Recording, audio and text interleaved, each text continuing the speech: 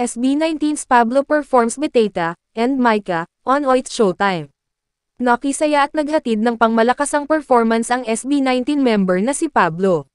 Isang powerful performance ang hatid ng SB19 leader na si Pablo nang bumisita ito sa It's Showtime ngayong Sabado, November 16.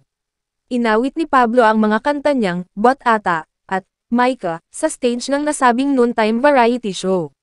Matapos ito, masayang binati ng guest star ang madlang people at sinabing isang karangalan ang makapag-perform sa stage ng It's Showtime. Tinanong din ng host si Pablo kung ano ang hatid nitong paaginaldo o regalo para sa kanyang fans. Ako po kasi, hindi ako masyadong active sa social media. So ngayong year, marami po akong binigay sa kanila, 2 albums, yung tour, tapos mga content na hindi ko madalas ginagawa pero dahil sa kanila, nagawa ko, ani Pablo.